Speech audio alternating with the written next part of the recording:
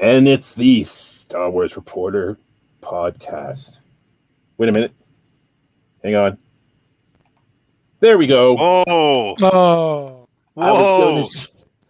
I was gonna try to do the accent, but all I could think of is like the crocodile hunter. Yeah. Look at here. We seem to have a wild Ewok. And I'm thinking, is that offensive? And I don't know if it's offensive making fun of Australian accents. I don't know. And you know what? This is what happened to the clone troopers when they got really lazy after the Clone Wars.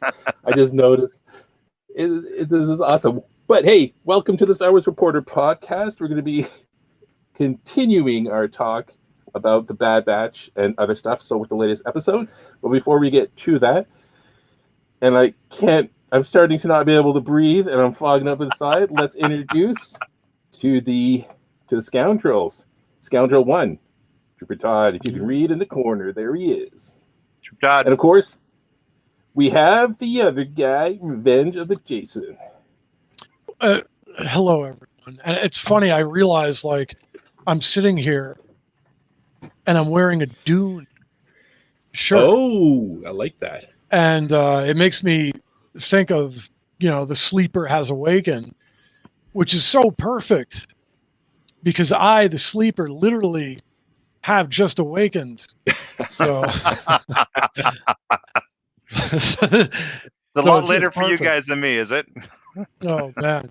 Well, look And at just that. remember, oh, look at that. Check it out. Oh. So I chapeau. decided to wear this hat because seeing that no one can get a haircut forever, I've got a crazy head. Look at that And hat. my beard is not crazy, but check it out. Star Wars Reporter. Nice. Well, there's going to be a big demand coming up in the comments. They want to get their hands on that merch. Yep, There could have orders been. are already coming in. I should do one of those limited time. You must Yes. hurry. And then 6 months later, the same limited time is happening. So Act now. In the next 30 minutes. It only costs you $29.99. but And we'll throw in. A signed copy of Revenge of the Jason. Yes. Yes. ooh, I like that. Wait, pictures or He's going to autograph the hat, the chapeau. well, okay. Or a Good enough, signed but, Clone Trooper helmet. So, Well, you get Jason to pre-wear it, then send it out, so they have his essence on the hat. Right. My actual molecules are stuck. Yes, exactly. To this Yeah, hat. exactly. Yes. The value go way up. Absolutely. if it's all the same, I'm not going to use the word essence for it. Okay, good point. I like that though. That was my essence. essence. You can clone a version of me and have You me. could. Yeah. I probably shouldn't say anything else and get No. even weird. But yeah. And for those of you that are tuning in, be sure to follow us on our social media, which is Facebook, Instagram, Twitter. And of course, if you could follow us on this channel, we could build the community. And also for all your Star Wars related news or whatever we do, you visit the site at starwarsreporter.com and see all the latest stories, which aren't in that picture. But yeah, so we're going to be talking about the Bad Batch. But before that, we're going to be talking about some other Star Wars news. There's Yeah, other you Star know, Wars I- news. Yeah, I was poking around because I was just curious on, even watching the Bad Batch. And I was just thinking, and like we were talking about some of the stuff the last couple times, like, there's so much on the horizon, and like just about how much fun it is when hey, in a couple days, I got whatever episode of something on, and like the Bad Batch is like, is filling that. That Void. need right now to have, Yes. the void, The right. demand, yes. Yes, to have something Star Wars. So I was just poking around, but it was interesting that they announced today that the principal filming for the Book of Boba Fett had wrapped. Ooh. Yeah. And I thought that was cool. And I thought that was interesting too, because for us, it seemed like that was one of the latest things that was announced, right? We knew about some of these other shows beforehand, and the Book of Boba Fett was like a surprise and obviously plus how it ended with him, with that thread, the Boba Fett's storyline. And then just even realizing too that the Book of Boba Fett, from like some of the sources that I've seen, was just talked about as, obviously it's in the Mandalorian universe, but it's sort of like a part of it. Like it's not the Mandalorian 3, the Mandalorian third season, but it's like the side quest thing. It is a part of it, and it sort of is. It's almost the Mandalorian 2.5, if you will. So I just thought that was really interesting, and I'm like, well, that's cool. And that's, that'll be out. I think that should be like the first thing that comes out of this whole wave of shows. And what's interesting is the Mandalorian 3, some of the news had reported that Mandalorian 3 was going to come out around the same time. Although I think now probably 2022 is probably more reasonable with Mandalorian 3. But you've also got Andor, you've got Kenobi, you got all this stuff. All of it's hitting starting this holiday season. Right. And Andor is really... Is there a release date for Andor yet? None of this stuff is solid. Everything's like 2022. They started shooting Andor before then COVID hit, didn't they? I'm pretty sure they started that before that. So yeah, they got to be close. Yes. Andor's been worked on for a long time. Yeah, I'm sure Andor probably come out then. Probably if it just wrapped up principal shooting for Book of Fett, I'm pretty sure that will probably come after that one. I'm guessing. Yeah, and then Obi-Wan will probably after that. It's tough to say. I haven't heard they started shooting on Mandalorian 3 yet. Have you? I think the plan was right after they shot the Book of Boba Fett, they go straight into Mandalorian 3. That's what I thought too. Yeah. Well, I know that Pedro Pascal had said that. I think it was Instagram post that they have not yet even filmed one scene. So that's my understanding. I think Jason, I think you're right. I think that's what I heard too. They're going to do that one and then start on the next one. That way, that's good. You always have that production wheel going, right? So, when it comes to productions, you want to make sure you have the next one in line, ready to go. It gives the people working on Mandalorian lots of time to set up, then boom, going. And then, of course, if they're using similar crews, the crews will be familiar with the task and just keep going, right? It'll help speed up production, really. You're not stopping and starting, you're just going from one to the other and keep rolling with it. Yeah, exactly. And you got a lot of the same crew. And I think also that's going to end up taking the heat off of, the Mandalorian 2, as we all know, that finale, one of the sickest episodes or hours or last 15 minutes of Star Wars ever filmed, for obvious reasons. So it's kind of like, and with Grogu taken off, I think there's some fans are concerned, like, well, man, how do you top that, or how do you have the intrigue for this next season match what we just saw?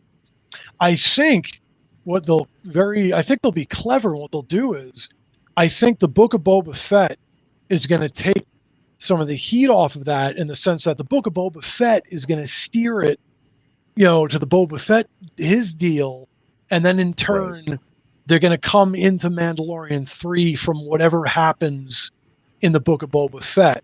Right. I just mean as so much as they can come out of that instead of having to come right out of Luke Skywalker and all that, which of course we hope we'll get more of, but.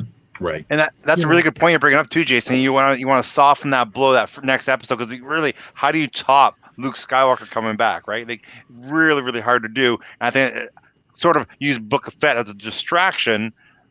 You're focused on something else for a bit, so it gets you down from that high, right, sort of thing.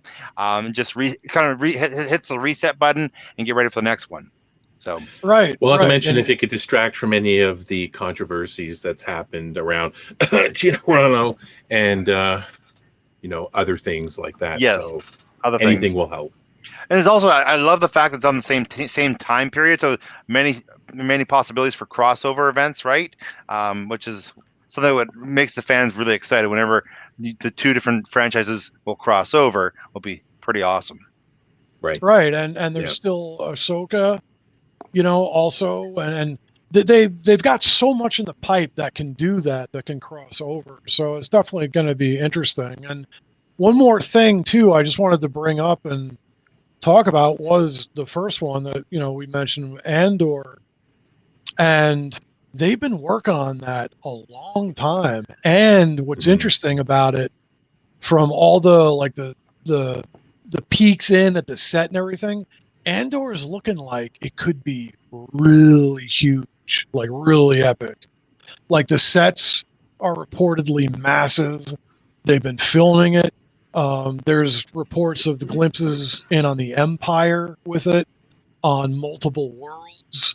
Now there's actually reports, there's confirmations actually of some of the Rogue One cast returning. Nothing too major yet, but there's a couple guys that were like in the squad that are now confirmed for sure to be in the Andor. So I think that's going to be, that's got like the best shot at being like movie level, just big episodes, like Rogue One level for that series. It could be really, really, really epic. And then of course, if you think about it, and Andor now too, talking about tie-ins with the Obi-Wan series, now Obi-Wan's, depending how far back they go with Andor, but that's, not too far away from Obi-Wan. You've got Hayden Christensen coming back, which is crazy exciting, for that, the more I think about that. So you got a Darth Vader potentiality there. There's a ton of stuff. I saw too that apparently the actor playing Ben Kenobi, Ian McGregor, right? Ian McGregor, Right. sorry. Yes. Like how he's very excited about this miniseries, because he's more excited about this miniseries than he was about the Clone Wars and Revenge of the Sith. So he's pretty pumped about it and pretty excited about it. So, obviously he would see the script sort of thing, so he knows what's happening. He's pretty pumped about it. So. And I think, and just you saying that, I just think about it. Think of Ewan McGregor, like just how awesome he is, and even whatever, again, people say the prequels. I mean, everybody pretty much agreed though that he was great as Obi-Wan. You could argue he was the highlight as far as the characters. He was fantastic, and think of him with a whole show, hours and hours, to stretch his legs, so to speak, with that character. And just, it's because it's going to breathe. The prequels, they're a movie, the 2 hours with all the stuff going on. The best actor, you only have so much time and dialogue. Obi-Wan's going to let him just sink in.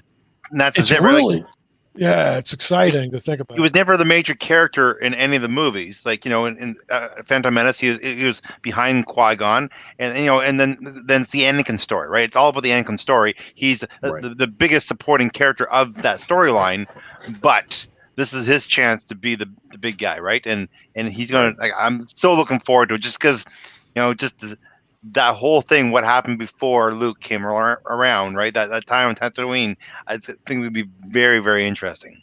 Yeah, like what was he doing? And I wonder how much, I didn't get too much into the EU or the comics to know, maybe some of the stories out there, and maybe you could speak more to that, Jason. But, obviously it's not going to be a series of Obi-Wan, sitting in his hut in the middle of the desert, thinking about old times, playing like Star Wars chess all by himself. You know what I mean? Like, that'd be an interesting series if that's all you do is sit around watching Ewan McGregor eat chips and do this. Right. Well, and then just what you're saying, and that's true even despite all the. And there's some of you, but there's not too much on that. And of all the backstory, even though you could say we've got Yoda with hundreds of years and what did he do, if you think about it, one of the hugest mysteries and kind of gaping holes surrounding right in the middle of the Star Wars story. When you think of Obi-Wan in that time, that's what you think. You think, what the hell was he doing? Because it's and the reason I think Tatooine is so sparse, with the exception of this, like the major meccas, whatever, Mos Eisley and Mos Espa. If you take those, if you take that out of it, I mean, it's huge. Though you do wonder. Oh, and Jeremy actually made a comment. That's right. There was the Kenobi novel, John Jackson Miller, his time on Tatooine. Right. So I'm gonna have to get the audiobook for that. Me, I always believe it's a really good book. They'll make it into a movie, so I'll watch it then. Yeah. I'm not a big reader unless it has pictures. But Hey, I the won't lie. audiobook is so good. I was listening to one Star Wars book, and it was like, dude, it's like someone reading you a bedtime story, but they're like acting it out, and there's sound effects, and it's really awesome. So, and just as long as you keep hearing Obi-Wan every once in a while say "hello there," that'd be good. Yes. Did you like my You my nailed British it. accent? I thought Thank you were. you. I thought you were. I thought, yeah, it was That was Thank you. Obi-Wan. Yeah. Thank you. Hey, so welcome to Jeremy. Anyone else in the chat wants to make a comment, and we will be sure to read them or answer your question. Or It'd be very interesting to see what show they're looking forward to. Is it the Boba Fett? Are they looking for Obi-Wan? They're looking for Andor. Like, what are they looking forward to? Or right, there's one. right, The one thing they care about is Mandalorian. Who knows, right? right. Be very interesting. So let's move on to the topic for tonight, and that is the latest episode of The Bad Batch, which is called Decommissioned. Decommissioned. So it's kind of and again, 24 minutes. Now I'm sure if it was on TV, it'd be like full, half hour, whoever it is for with commercials. But man, that felt really quick, the episode. See, I thought it felt longer just because there's just so much in it. I find like it's very consumable, very quick, but at the same time, I love the fact there's no commercials. Love that. Yes. But again, it's just like I thought this one, especially this one, for some reason, just even a couple ones, just I feel like there's so much story in there, and it's going like it just doesn't feel quick. It just feels so, but not that it's long and slow. It just feels very satisfying, and at the same time, it feels complete. It tells a complete story, sort of thing. Yeah, another episode I thought was really, really well done. Introducing 2 new characters to the fold. That was quite interesting. It was kind of like a little heist kind of movie, right? You have 2 people trying to do a heist, and then they are competing for this heist. And I just thought it was really well done. It was really a lot of fun, a lot of action, a lot of movement. It was really, really good. Yeah, I thought the same thing, Ty. Like, because I'm watching it, and I actually checked the time of the episode. I stream everything from my phone onto my TV, so I'll just look at my phone, and I can see how long the episode's gone for and everything. And I thought the same thing. I was like, oh wow, I'm like, this got to be wrapping up soon, and I was only like halfway through it. And for an episode that moved so quickly, I thought the same thing. Like, it feels like it's wailing by. Yeah. And yet, all told, I'm like, oh, wow, that kind of went on. That was like a lot of stuff, actually. Yeah, it's not a bad thing. It's just they're cramming so much stuff in, but it's working. You know what I'm saying? It doesn't feel rushed. It doesn't feel like really I guess they didn't do much, but they really, the whole, half the episode was them all battling for this tactical droid's head. And it was just, right. It was really well done. But I think maybe because the characters all split off, right? You have, I'm sorry, the little girl's name is Omega, with the one person fighting it out, and then you have Hunter with the other one fighting it out. Then you have Wrecker, who's having some major issues, which we hinted at last week, and clearly it's exactly what it is. It's the chip going. He's saying, good soldiers follow orders, right? Like if you could, it was. I was like, okay, he's snapping now. It's not a good time to snap, but got it back together. Just even then, you have when they all get together and they work on the droid. And there's Echo arguing with the girl. You know what I'm saying? It's just there's so many characters that are all interacting separately. Like it's like one of the Star Wars movies. They all went separate. Like Empire Strikes Back. You have Luke on his journey, Han on their journey, and it works really well. And the movie plays out so well. This is the same thing. They're in the same place, but there's 2 different things happening at the same time, and it all comes together. And it's just really, really well done, paced out. It was good. Yeah. I think that they, again, going slow with it, where we start off the episode where we're seeing, like we said last week, I think you'd mentioned, Todd, character development, right? That's very, very important. So what do? We start off, and again, I wrote a note. I'd love city, like even like the bad parts of town cities in Star Wars. It looks so cool where it panned down. You have those signs and stuff. just these little details that I really love. Yeah. But you have Omega, with the clones, with the Bad Batch, and she's practicing with her bow. And I made the joke, Omegalus, where when they're going to go on an adventure, she'll say something like, "And you have my bow." I don't think they'll do that, but I thought that was kind of funny. Anyways, Omegalus is what I'm going to be referring to her every time I see her pull that bow out like Legolas. I'm not sure if that's a sin to talk about Lord of the Rings, thanks to Kevin Smith now with Star Wars, but yeah. So I just like that it's one of the things I really loved, because I didn't get into the Clone Wars yet, about Star Wars Rebels, is that the episodes seem to start off showing the character development, how the characters of the show are interacting and growing with each other, and it just seems that Filoni's kind of doing the same thing here, right? So I really appreciated her practicing with this bow. And again, I'll point out, it's like, why the bow and not a blaster? And I think it's because maybe it's to be different, because everyone has a blaster, but I guess it's more palatable for people to see a child maybe shoot a laser bow instead of a blaster. Maybe, they're like, oh, it's just a bow, still killing people, but it's still a bow. So I'll point that out. You're right. It's much more acceptable then, because a bow and arrow could be a hunting tool too. Sure. Where a gun seems to be a little more violent, especially, I think I see what they're doing, and I think you're totally onto something, Steve. Totally onto something. Another thing about that, and yeah, absolutely right on point. I thought, and there was like three major kind of takeaways I had from this episode, and one what Todd was saying with the characters and everything, and then Wrecker obviously just getting closer and closer. It's getting closer, guys. It's getting closer. Yeah. And the biggie with this one was, I thought, and I've been like a proponent of thinking that Omega is going to be really important. It may not be in the show. It could be like, in another decade or something. But right.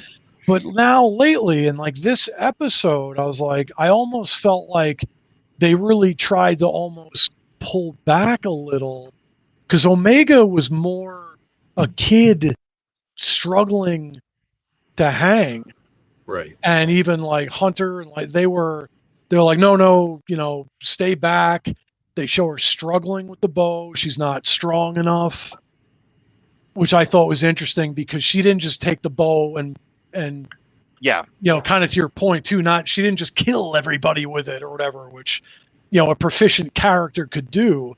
And I'm like, had she only had a blaster, she could be just shooting more, which would have been a little more violent for her or whatever. So I thought the bow gives the opportunity to show her as a child, to show her actually vulnerable, not super powerful, just blasting people, which could be a little bit much for the character at this stage. So, but I just found that was the big thing I came away with, was that after really thinking that, wow, they're pushing Omega to be strong and maybe even with the Force and all this. And I was like, wow, this episode, they really kind of took her down when the real action started, to show that, no, she is a kid, and she's struggling to get a hold of her weapon and all this stuff. So Jerry brought up a point here about the two new characters. Now, it sounds like it might be spoilers. I'm not on the last season of the Clone Wars, but Jason, are you familiar? Right. So you're familiar with the characters? That's funny. I didn't even put that together. It's right, Jerry. Yeah, it's Trace and Rafa from season 7 of the Clone Wars. Yep. Oh, then I'll be surprised when I see them. Oh, hey, look, the same people. I didn't know that. The season that was just released, right? Yeah, it was just released last year. Yeah. So now, I mean, what I love, it just seems like that is the path for when you have a bunch of people who are mercenaries, right? Who are, working at the underside of the Star Wars universe. Everything seems to be a heist, right? So it's like, or like search and find, right? Yeah. So I was kind of a little disappointed. I thought they were going to try to find the whole droid, but they just needed the head. So, I made a note to myself when Sid was giving them this job, and they're like, we're not sure. And she's like, yeah, you're going to do it. and I kind of like that attitude. But I wrote a note that says, "I don't trust Sid." Oh no, no kidding. Like, aside from the fact that, she might be a scoundrel herself, obviously, I just think that, and my feeling from, the end of the episode, that she might be working directly, say, with the new empire. So, as in being a source, anyways. There definitely is potential for an issue going wrong, right? Because money talks for her, and if they deem to be more of a hassle than profitable, there's a plot point where you can actually go to, right? I wonder what Jeremy or maybe the other people think. Do they trust Sid? Is that somebody they can trust? Right. What do you think? What are your thoughts, Jason? I think there's definitely a potential for a good story arc down the road when this plays out. You want to have different story arcs. You can't have them working for Sid forever. It's just that's old storytelling. Right. It's got to progress. So what do you think? What are your thoughts? You think Sid might possibly turn on him? My sense right now is that no, that Sid's going to actually be cool. Okay. I think because there's tension. There's some tension and feeling out right now. Of course, anything's possible. We'll see it develop. But I feel like ultimately she's going to be cool. Yeah. Okay. All right. So, okay. So the Bad Batch, they get their mission to go to, it's Corellia, to find, and I thought it was really cool, right? Because it's still just after the Clone Wars with the droid armies and all this kind of stuff. So they're still cleaning up, right? After a big war, they just don't move on. So they're going to Corellia to find this the tactical droid's head, and they're kind of melting all the droids and getting rid of them. I thought that was just kind of cool, a small little detail. Stuff you don't think of, right? But that would definitely be happening, right? That scrap metal has to go somewhere. They have to decommission all those robots. It's really interesting. I find that the tactical droid, I'm seeing it because I'm watching the Clone Wars. You see that tactical droid all the time. I didn't know what it was, and it's interesting that it never showed up in Revenge of the Sith at all, or Clone Wars, the tactical droid that I remember. Does anybody else remember seeing that in the movies? The tactical droid? The design was familiar. I can't place exactly where in the Star Wars universe. It was familiar. Maybe it was recalling a droid that was similar, but it was one that's familiar. It's a little tougher to feel like that or recognize it because it was just part of the head of the thing. But yeah, I'm pretty sure we've seen it somewhere, and I want to think that it was actually in one of the animated shows. It could have even been. Jeremy has some input on Sid. Yeah, that's right. Sid is kind of the BB's Lando, right? Bad Batch's Lando. Can you trust him? Right? To be determined. And those are always great Star Wars characters. The ones on the fence, kind of operating outside, the main jurisdiction, if you will, of either the rebellion or the Empire. Those are always so great, those gray area kind of characters, whether it be the bounty hunters or the Lando Calrissians. You just don't know, right? You just can't really trust them because you just never know. Again, that's what I'm thinking. If they become too confrontational, or Bad Batch disagrees with Sid, they don't because Sid doesn't. Oh, sorry. Was Sid talking to somebody else? No, that was the other characters, right? The new characters at the very end of the show. Well, at the end of the program, and there was a big thing, and maybe people have thoughts on that. Who were they talking to at the very, very end? That's what I think here. Yes, that's what I was saying. I know exactly who that is. I think. You think? Oh, who do you think it is? I was trying to figure it out. I think here's the spoiler. I think because of the robes, and I made notes of this. Who is this? Right? This is a person. Okay, I'll just say it's Bail Organa. I was going to say before you said, my thought was that it was one of the rebel higher ups, whether it was Dodonna or it could even be Mon Mothma, or except it didn't really look like Mon Mothma. But no, I was thinking a rebel higher up, but I didn't think that. And that's a really good guess. Because Trace and Rafa, they have Ahsoka's old droid, R7. Was it Ahsoka? And then she in season 7, she was working with the sisters, right? So, Okay. and then it's someone who's trying to help the universe, right? Blah blah blah. Like, who would that be? So Jeremy disagrees, or unless he's just joking. he thinks, oh, yeah, Probably he's saying Maul. Maul. That was I don't think it's Maul, but maybe he's being sarcastic. He's trolling us, maybe. Maul is dressing different. Yeah, no, I think it's Bail Organa, right? He's the who's kind of running the rebellion, or him among others, right? So it just seems that way, right? The same kind of That makes sense. dress, like the Well, it's hard because from the back, politician. they don't usually show the back too much, but Yeah. you're honest on it. It's definitely possible for sure. I mean, if you look, right, it's like kind of over That's the shoulder. Definitely, Right. yeah, it's definitely not a Jedi robe for sure. 'Cause I was trying to look at it if it's a Jedi robe. Right. I know some people were saying, I was kind of, afterwards I'm looking online, and some people are thinking Ahsoka, but it's not. It's not Ahsoka for sure. So because they also said get him, contact him. So right. Trace and Rafa. So Well, time will tell. Hopefully, it will show in a couple of episodes who it is. But I imagine we're going to see. I'm looking forward to seeing Crosshairs again soon. It's been a couple episodes, right? Yeah. right Yeah. when he's going to show up. So Jeremy said he was joking. Sorry, before we move on. Jeremy said it was a joke. Joking. Good. So the droid head, and that was some of the other things. Like the rebels would want this, right, to maybe learn how to fight against the clones, or to create their own armies. Like, so that's what they needed, the data from the tactical helmet. Yeah. The droid. Yeah, that's my guess. I assume it was for a tactical droid, so they can. Well, I guess it's old database, right? So yeah, it wouldn't be anything new, right? So I guess it would be for how to stop the clone. I guess the army. That makes more sense.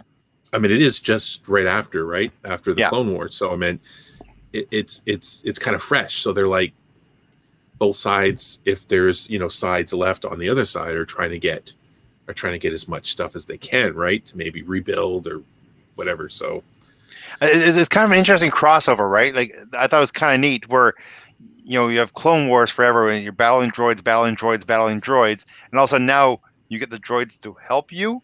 It was just kind of neat, right? You know what I'm saying? Like, right. Where you're always against a tactical droid in the army, and now you want the tactical droid. It was just kind of neat, and it's just how you can see the whole flip over, right? So now you're using the droids for good over the bad guy. It was just kind of a neat little flip. I thought that was one thing I really enjoyed, for sure.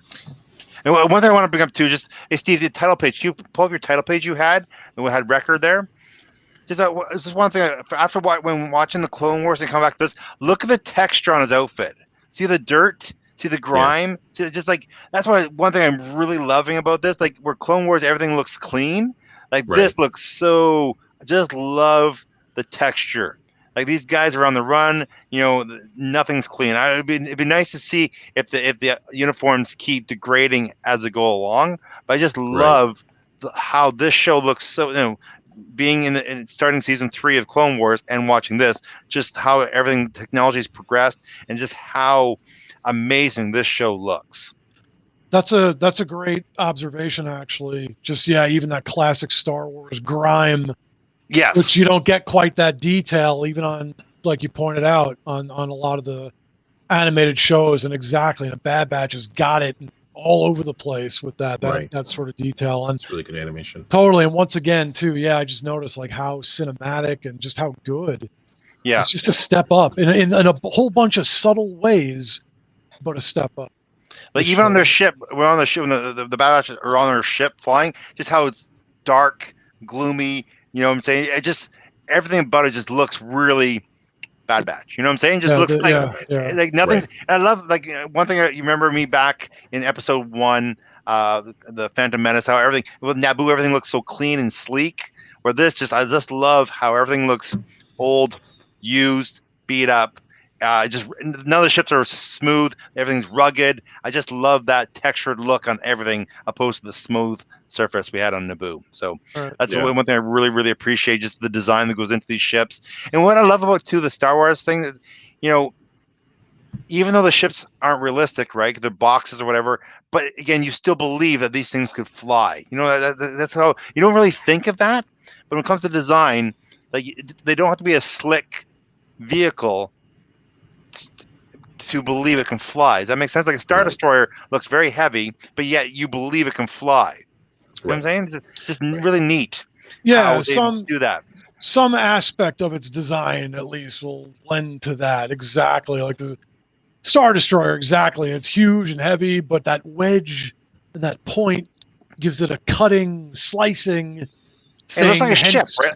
It looks like a ship, a boat, right? Like, you know, a battleship. Yeah, you know, it's so neat, and I just vehicular.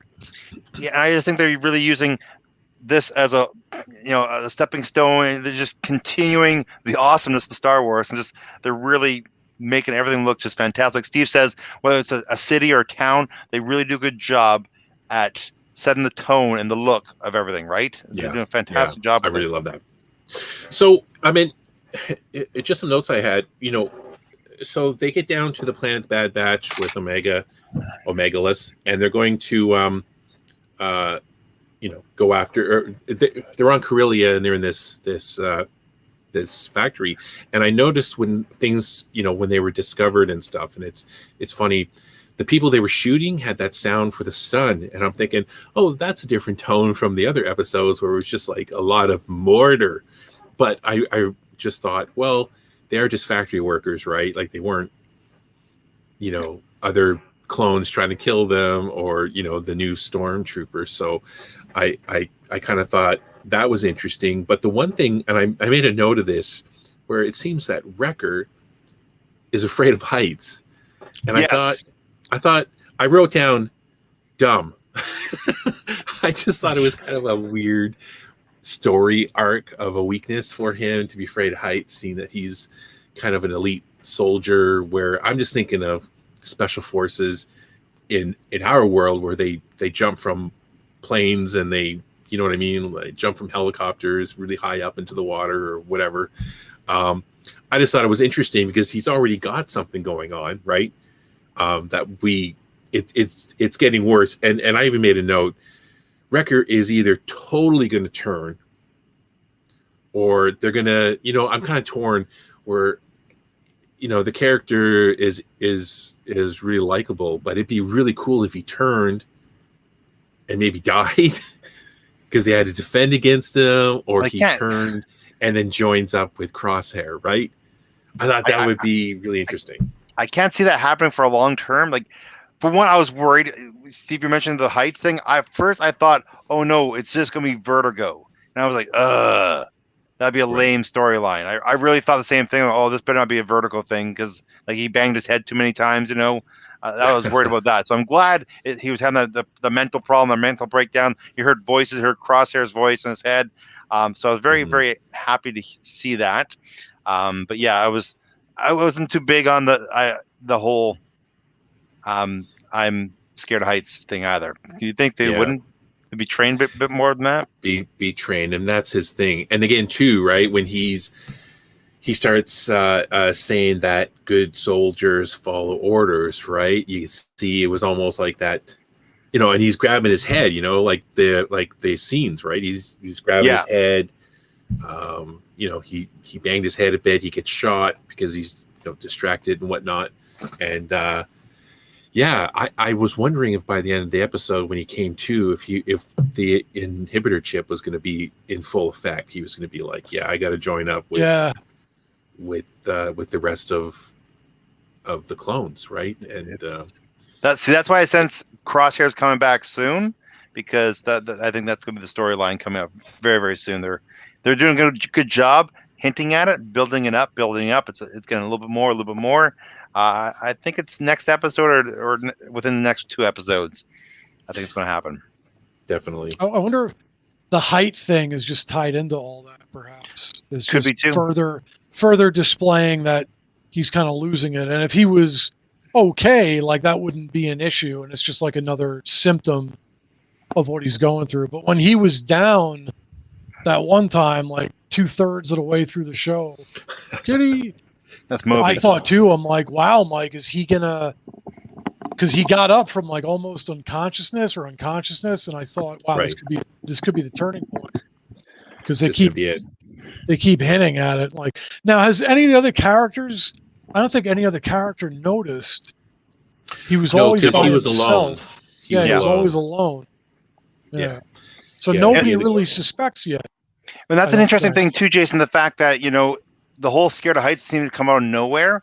So the fact that maybe this is a new thing with the whole chip inhibitor coming in, right? Because they didn't even hint at it in any other episode that we scared of heights. So maybe this is hopefully just one of the side effects of this inhibitor chip. Hope it doesn't come. Here's a reach on that side effects like that. I mean, this is another way it could go. Wrecker's a strong dude. I mean, he's portrayed as maybe sort of the strongest, toughest anyway. Right. And perhaps he's resisting the pull. And if you resist it, that's a battle, and you're going to suffer side effects as a result of resisting that pull. I can't see him going so easily, and it may, but where he just, because we're talking like we picture, well, he's just going to have that moment where he gets up and he's like, be a good soldier, and he just snaps. Wrecker is so, if nothing else, loyal and, good-hearted, I think, actually, even though he's, he's a badass or everything. Right. He's going to put up a fight to that turn. So it could be a side effect. That's what my guess is. See, I'm with you, Jason, 100%. I think it's going to be an internal battle. When he does have this inhibitor, whatever happens to him, I think it will be an internal battle. And I think that they're going to use Omega to pull him out. That's what my guess is. But right. The person that's making them all soft and stuff, right? Like, my guess he's going to beat the tar out of everybody, and then he'll come to Omega, who he has to capture, and then she'll beg or look into his eyes or something. Something like that. I'm thinking. Jeremy has an idea. What did he say? Oh, okay. Sorry about that. What's he say? Here, you go ahead and read that. He says, I think No, you go ahead. No, you go ahead. And he just says, I think Wrecker mentioned it in the earlier episode 2 after Almost Fallen. He doesn't like heights anymore or something like that. I might be mistaken. Yeah, I don't remember that, but it's possible. Look that up. I as much as I'd like, the big turn, or I said it'd be really cool, except for Omega, if they all had kind of a Rogue One ending. Yo, I agree. Really cool. I agree. Because, there are clones. We know, Rex and whoever, shows up in like Star Wars Rebels, and according to Dave Filoni, that was Rex in The Return of the Jedi. The gray bearded rebel on Endor. Right. Yeah. So I don't know if that's official, but he said it. But it's interesting. So when they meet up with, or not meet up, but start competing with Trace and Rafa for the head, and they're talking afterwards. And I remember Hunter says something like, "We're different. Like, we're different than the other clones." And she goes, "What did she say?" She says, "Yeah, I've heard that before," which was really interesting. Like, where would she hear that from? So it sounds like they've maybe been in contact with those other clones who are now working with the rebels, or at the beginning of the rebellion. So that was just another little interesting tidbit. And another really cool thing I thought was funny was when the Bad Batch and Trace and Rafa are all fighting all the security droids. Police droids, the police droids. And then they end up using the tactical head to turn on all the droids that they're getting ready to melt down. And it's funny when they turn on one of the not the big droids, but the little smaller battle droid says, "Did we win?" It was he goes to and he goes, "Did we win?" Oh, that was funny. It was like, oh, it's too bad he couldn't have survived. He probably died or got melted down. But I just thought that was a really funny thing. I always found it weird that the battle droids had kind of personalities, and because none of the other droids seemed to care if they lived or died sort of thing. They didn't where the battle droids seem to have this feelings of they didn't want to die, right? You know what I'm saying? Yes. Yeah. Or even confusion. Like you remember, wait here, no, wait. You remember in episode 1, right? They were like trying to. It's weird that they have some kind of AI where they think, you know what I'm saying, instead of just Right. operate sort of thing. But it's weird. But yeah, It's funny. It It's definitely actually, is I always funny. found it very funny. I just attribute it to a self-preservation thing, yes, and it's like, that's just, it just comes out like that. Like, oh no, like, they've got a self-preservation it's as a weird. strong, and it's like one of the few things they communicate about is like, Well, most droids do have a C-3PO definitely has a self-preservation, Sure. right? R2 does, So, but it's just weird that a battle droid would. That's Yeah, all. yeah. Again, most of them don't speak, right? Except for the tactical droid, and for some reason these droids, because no other droids talk, do they? The bigger ones don't talk, right? The shellhead ones, I know the destroyers don't. The ones that roll. There's some on the Death Star droid Yeah, speaks, right. like not necessarily okay, a language we understand. but I meant the battle ones. As far as the battle droids. Like the ship droids, they don't talk that I know of. No. Well, actually, throughout Star Wars and even the Clone Wars, all told, there's a bunch of times where the battle droids are like, "Uh-oh," or "Hey," Yes. or Even the big actually ones, they've do said talk a stuff. lot. Oh, Yeah. do they? Okay, maybe didn't pick it up, but yeah.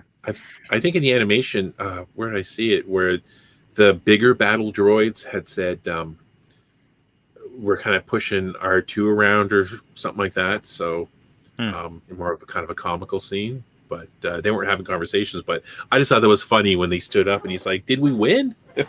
Yeah, That was good. It was good. I thought it was very, very funny. correct. That whole bit too. Like I was going to say this, and which would make sense, but that whole thing gave me the Attack of the Clones vibe too. With Yeah. the droid foundry, like there were just certain little shots in there and everything. And I'm like, oh wow, okay, this is sort of Attack of the Clones in that middle sequence. Right. It seems like really, well, I guess it's not really early, but we might see more of the rebellion coming up, right? Like I hear different people saying, maybe there'll be, Obi-Wan or things like that. I doubt there'll be Obi-Wan, but although the animation could lead into the TV series, the Kenobi series, I mean, who knows? But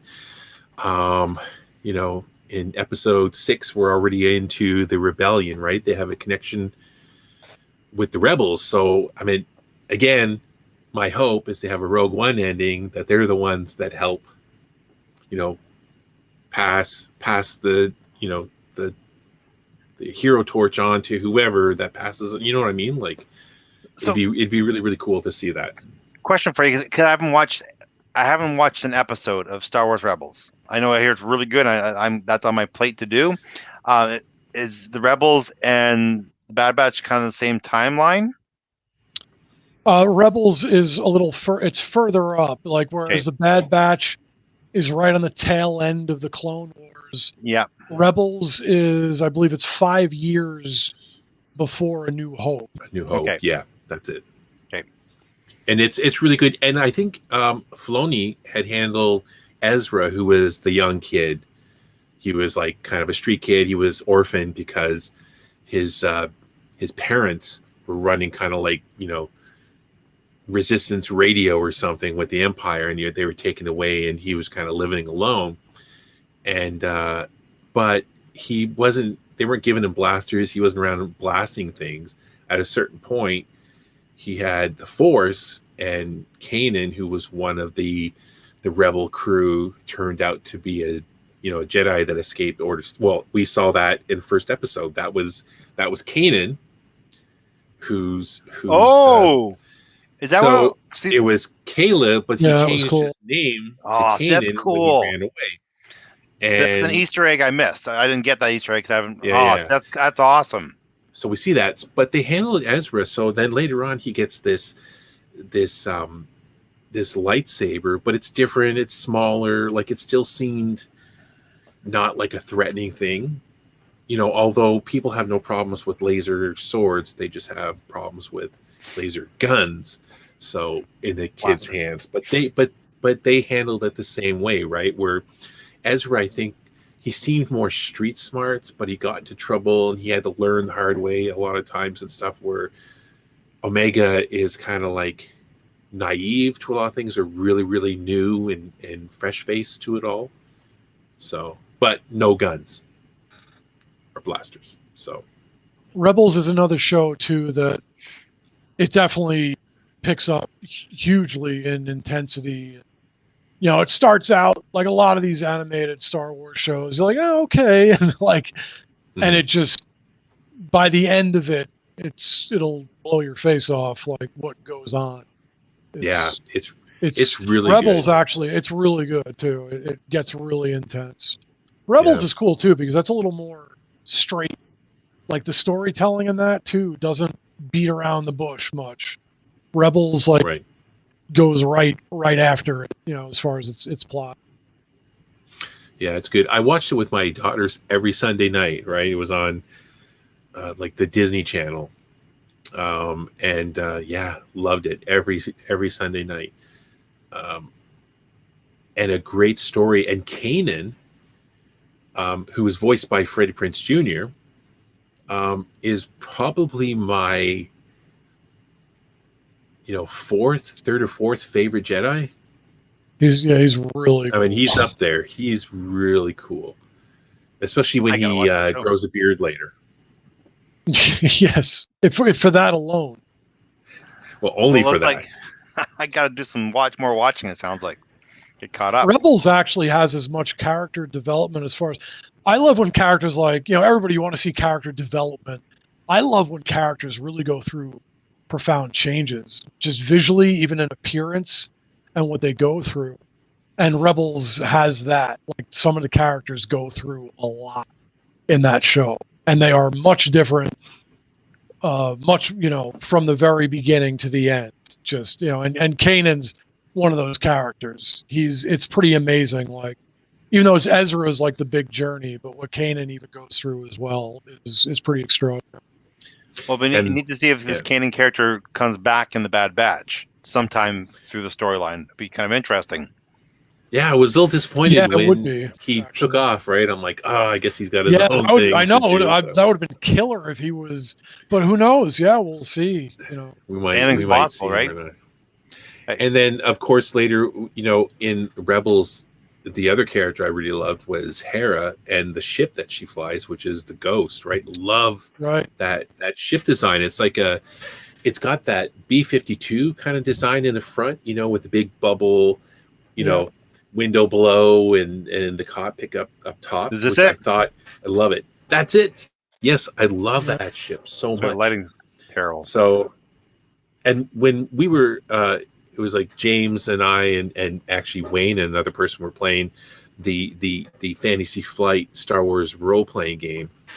I think our characters, we were trying to like make a living in the universe, but also working, you know, with the rebellion and stuff like that. So I had a Wookiee mechanic, or he was a droid mechanic and stuff. It was really a lot of fun. And again, that was kind of like what they were doing in this show, right? The crew, they were helping the rebellion, but they were also trying to make some money to like feed themselves and stuff. I thought was really cool. I guess until they got really heavily into the rebellion and things, then it became less of a story. But yeah.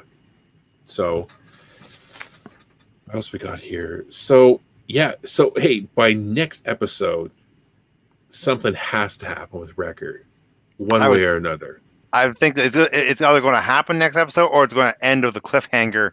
That's my guess. It'll probably end with a cliffhanger, setting up the next episode after that. Do we know how many episodes? Yeah, how many episodes? Did anybody heard? I have not heard how many episodes they're making. 13? I don't know, man. I was uncertain too. I read somewhere today, and I was just perusing, you know, different stories in Star Wars, and somebody said like this was like one of the first, like the first finale, or it was like a final.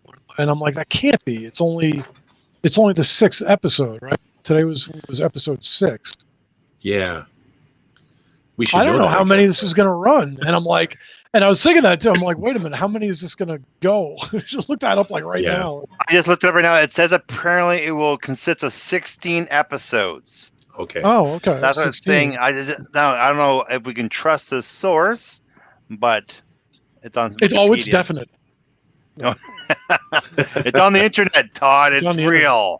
Yes. They normally list it on IMDb, don't they? Like, They do, but I haven't. Well, usually, well, that's a good point. They do that, but I think that's. Let me just check. I'll check it out right now. So while we do that, I just want to point out a couple of new articles that we posted on Star Wars Reporter. There's a thing coming out July the 16th on Disney Plus called Behind the Attraction.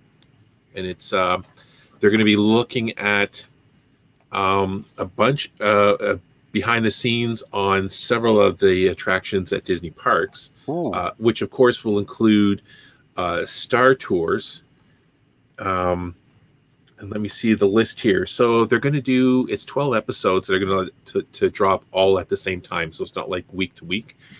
They're going to do the features, which will look at Jungle Cruise, Haunted Mansion, Star Tours, like I said, the Twilight Zone, Tower of Terror. They're going to look at the castles, the Disneyland Hotel, Space Mountain, It's a Small World, trains, trams, and monorails, and the Hall of Presidents, which seems kind of out of place in this whole thing, but okay. So that's July the 16th. And one of the producers is The Rock. Oh, really? Dwayne Johnson, and I think he'll be, hosting some of this. Yeah, Dwayne Johnson, and then there's going to be, So, what was the other note I had? I just made a note for myself.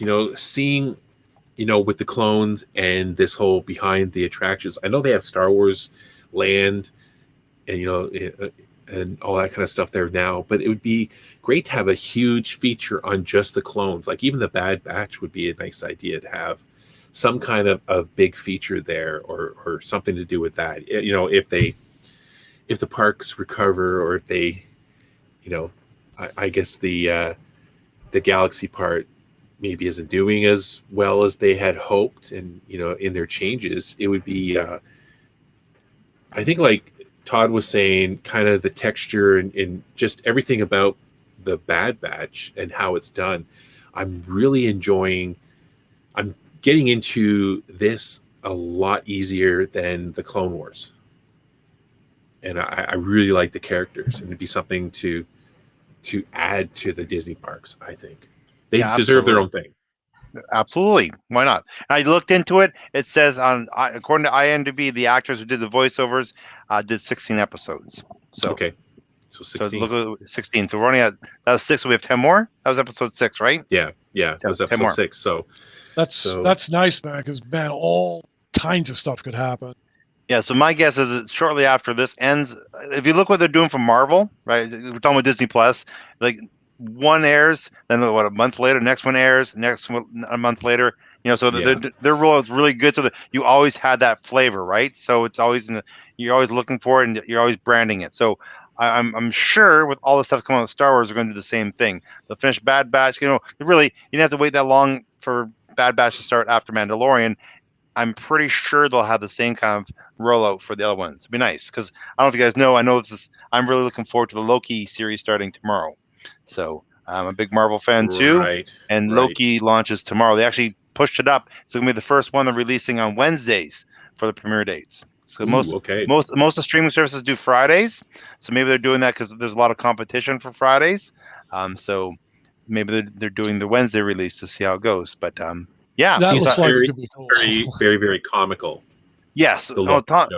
Oh yeah. You look at the actors. Like Tom Hiddleston's really, really funny. The character alone for Loki's really a great character for working in comedy. In all the movies, he's always had an element of comedy in it, right? And of course, you have Luke Wilson, who's in it too, right? So, or not Luke, Owen Wilson. But Luke is going to be joining the cast. I just got Oh, announcement really? from Disney. One of their press releases saying that Luke's going to be joining the cast. So you have both brothers, which is kind of funny That'd be very, very funny. So I'm because they act the same. they do, right? Well, Owen's a little bit more wow, but But they're I'm so not, laid back. They're like, yes, you they just are. gotta save the universe. That's how they Pretty talk. good. So I'm very interested in seeing how that works out, right? One thing Disney Plus is doing, they're doing a really good job bringing their cinematic universe to the television series, and so far Mandalorian's been a huge hit. The two Trooper Todd, my kid, ah, can't wait. Exactly. My daughter took a while to get into WandaVision, but then she really liked it. Like I thought WandaVision was amazing, and then Winter Soldier, the Falcon Winter Soldier was really, really good too. But yeah, so it's Disney Plus is really doing a good job with their content. I'm looking forward to John Walker's U.S. Agent series that's coming up, maybe. Oh, absolutely. Because the character itself in the comics was really Oh, interesting character. yes. And I think that it's funny because what's the actor's name? Russell. Russell, yeah, he's Kurt Russell's son. Kurt Russell's son. And every time I would watch that, just scenes with him in it, I can't.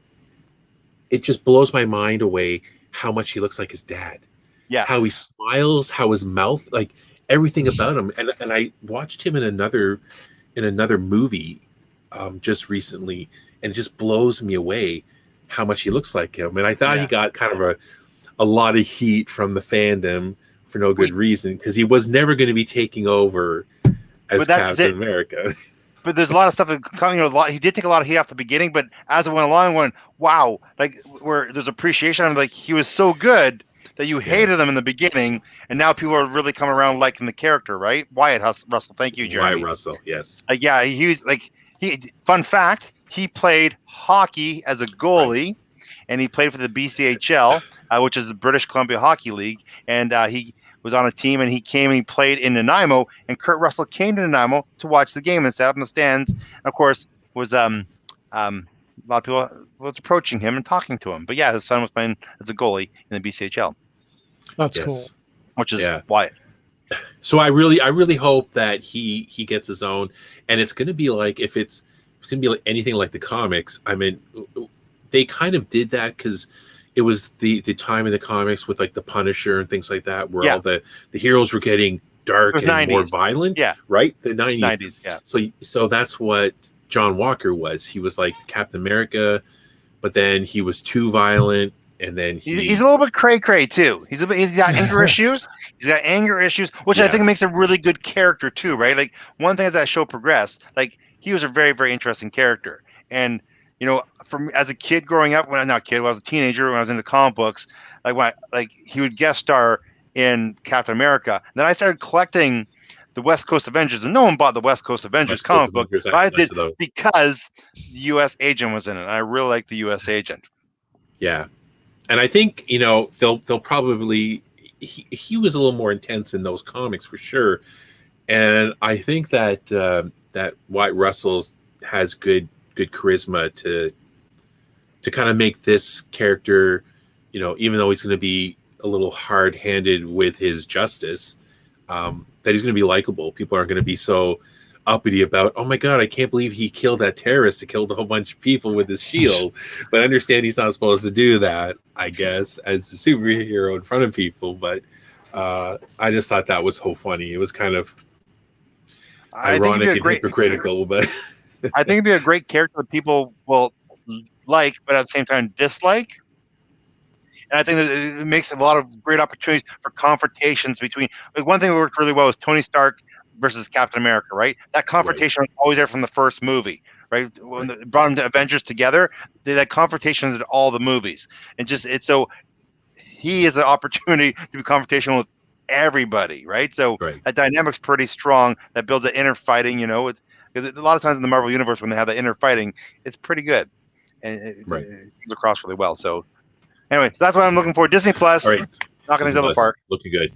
I just want to point out before we start to wind down, there was another article that we posted, and it was just a feature on another YouTube channel, and it was really good. It's the YouTube channel is Steve is Bored, and I would sometimes watch his videos, and he would do reviews or he would do in-depths on certain role-playing games, right? Like at first it was like a lot of Dungeons and Dragons, and then he got into like the new Star Wars role-playing game, and he released this video, and he basically I didn't understand what he was doing at first because I didn't kind of read the title of the video, but basically he turned A New Hope into like the game. So basically he showed all the character creations, and he used the actual role-playing game to tell the story of A New Hope. It was in a very clever and funny way.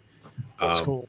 Because he was pointing out, I guess, what he would feel were plot holes. And he was like, well, I guess your DM will just let you do this. Or, he's like, if you want to make like a totally useless character, and it was like the class in the book is the Fringer, which was what Luke was and stuff. It was really, really funny how he did this. So, and then of course, back in the day playing these role-playing games. So he doesn't get into any of those. So anyways, I just want to point that out. Go and read those and see this guy. Steve is Bored, I guess, because of the board games. So that's awesome. We just for fun outside of this, we should do a virtual. I've never played a role playing game forever. Like I played once or twice. They seem like they'd be a lot of fun. We should do that one virtually one night or one evening. It'd be afternoon for me, evening for you.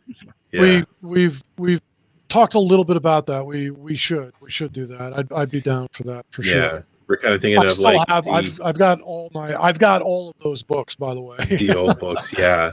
Yeah. I mean, maybe Jason and I talked about that. Like maybe, like we wouldn't. At first, we were kind of thinking like let's do it live, but maybe we just do it offline and we'll do it offline once and see where it goes, and then from there, if it works really good, maybe that'd be an episode. Mm-hmm. Mm-hmm. It could be fun. Yeah. That community episode. You guys ever see that community episode where they play Dungeons and Dragons? Yeah. If you haven't seen it, Jason, you have to watch Community. I think it's season 2 or season 3 where they play Dungeons and Dragons. One of the best TV shows ever made. Oh wow! No, I don't think I've seen that. I would be curious to see that. So good. Right. Excellent. Right, guys. So that was the Bad Batch and everything else Star Wars and Marvel related that we talked about. Well, Disney Plus, right? Disney Plus, where it's all at. So, yeah, we'll wrap it up there. Thanks to everyone in the chat who joined us. Thanks, Jeremy. And again, be sure to follow us on our social media and follow this channel. And we will see you next week, next Tuesday, same time, 9:15 p.m. Eastern time. And thanks a lot. Thanks, Jeremy. That's cool too. No. No.